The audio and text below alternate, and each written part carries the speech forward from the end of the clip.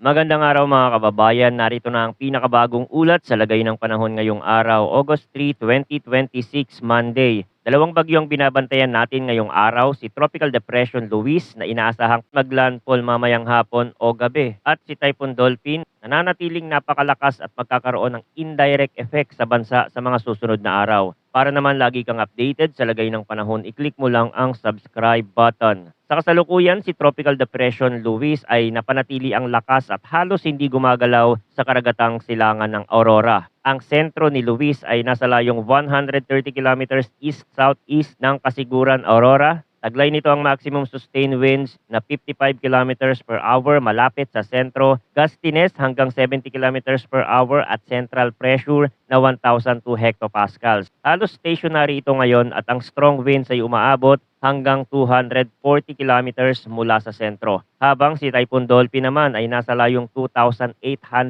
kilometers east-northeast ng extreme northern Luzon. Taglay nito ang maximum sustained winds na 155 kilometers per hour at gustiness hanggang 190 kilometers per hour. Kumikilos ito west-northwestward sa bilis na 25 kilometers per hour. Malayo pa ito sa bansa pero dahil malakas ang sistema, mahalaga ang posibleng impluensya nito sa galaw ni Luis at sa mas malawak na daloy ng hangin sa paligid ng Pilipinas. Ngayon, may tropical cyclone wind signal number 1 na nakataas dahil kay Luis sa central at eastern portion ng Cagayan, Isabela, Quirino, eastern at southern portion ng Apayao, eastern portion ng Kalinga, eastern portion ng Mountain Province, eastern portion ng Ifugao, northern portion ng Aurora, Polillo Island at northern portion ng Camarines Norte. Sa ilalim ng signal number 1, ang wind threat ay strong winds, may warning lead time na 36 hours at ang inaasahang lakas ng hangin ay nasa 39 hanggang 61 kilometers per hour. Ang potential impacts ay minimal hanggang minor threat sa buhay at ari-arian.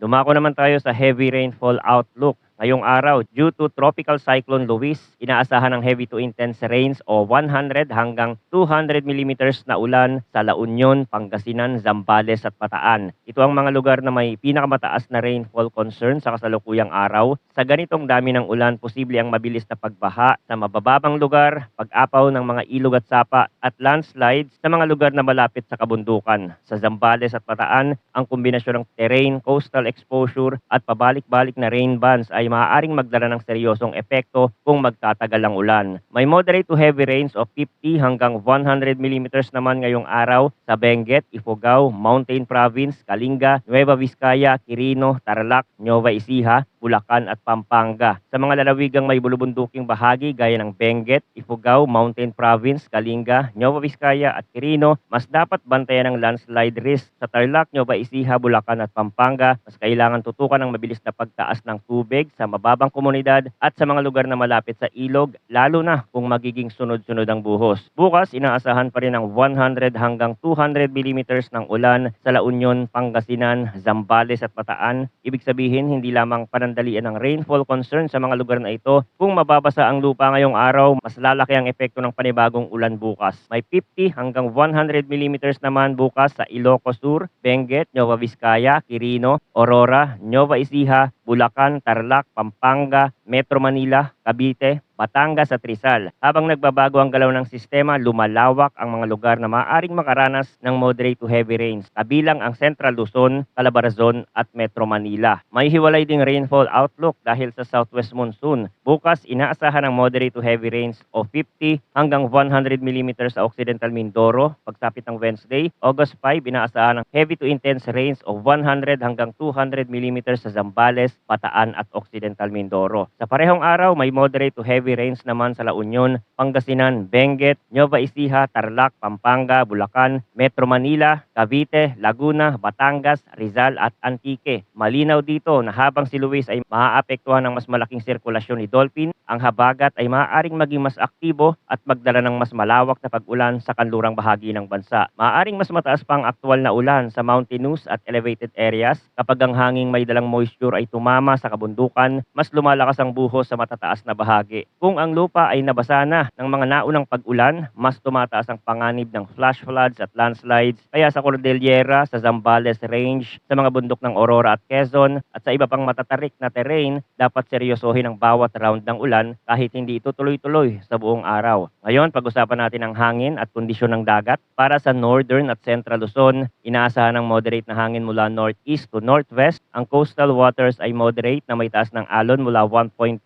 hanggang 2.5 meters. Sa mga baybaying bahagi ng Northern at Central Luzon, lalo na sa eastern seaboards at sa mga lugar na malapit sa sirkulasyon ni Luis, maaaring maging mas maalog ang dagat kapag may kasabay na rain bands at thunderstorm. Para sa Southern Luzon at Visayas, light to moderate ang hangin mula west to southwest at slight to moderate ang coastal waters mula 0.6 hanggang 1.5 meters. Sa Mindanao, light to moderate din ang hangin mula south to southwest at slight to moderate ang coastal waters mula 0.6 hanggang 1.5 meters. Generally, hindi pa sobrang taas ang alon sa buong bansa, pero dahil may tropical depression malapit sa silangan ng Luzon at may malakas na bagyo sa malayong silangan, dapat bantayan ang biglaang pagbabago ng dagat. Kapag may thunderstorm sa karagatan, maaaring pansamantalang lumakas ang hangin at tumaas ang alon kahit light to moderate lamang ang general forecast. Sa maliliit na sasakyang pandagat, mahalaga ang pagtingin sa aktual na kondisyon ng ulap, hangin at alon bago pumalaot. Dumako tayo ngayon sa track at intensity outlook ni Luis. Ang heavy rainfall at severe winds ay maaari pa ring maranasan sa mga lugar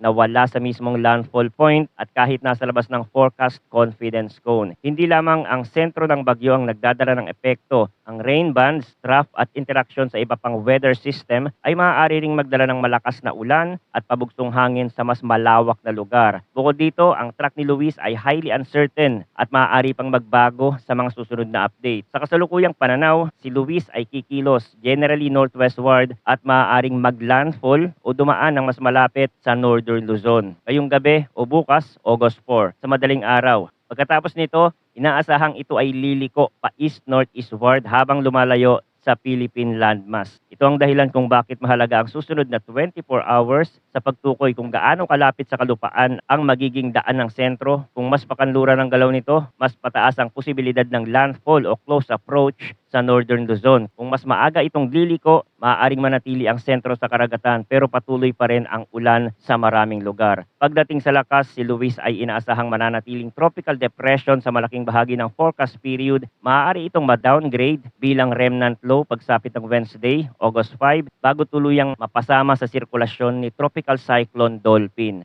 Sa madaling salita, ang pangunahing panganib ni Luis ay hindi nakasentro sa sobrang lakas ng hangin kundi sa ulan, posibleng landfall o close approach at komplikadong interaksyon nito sa mas malaking sistema sa silangan. Ang interaksyon kay Dolphin ang isa sa pinakamahalagang bahagi ng forecast. Si Dolphin ay isang malakas na typhoon na nasa malayo pa ngunit may malawak na impluwensya sa pattern ng hangin sa rehiyon. Habang kumikilos ito sa masilagang bahagi ng paligid ng Pilipinas, maaari nitong maapektuhan ang galaw ni Luis, kaya sa halip na tuluyang magpatuloy pakanluran, may posibilidad na si Luis ay mahila at lumiko pabalik pa east-northeastward. Ito rin ang dahilan kung bakit mataas ang uncertainty sa track at kung bakit kailangang bantayan kung ang sentro ba ay dadaan sa lupa, daraan lang ng malapit o liliko bago tuluyang tumawid sa malaking bahagi ng Luzon. Isang maikling paalala lang sa ganitong sitwasyon. Sa mga lugar na mababa, malapit sa ilog, nasa baybayin o nasa paanan ng bundok, mas bantayan ng tuloy-tuloy at pabalik-balik na ulan.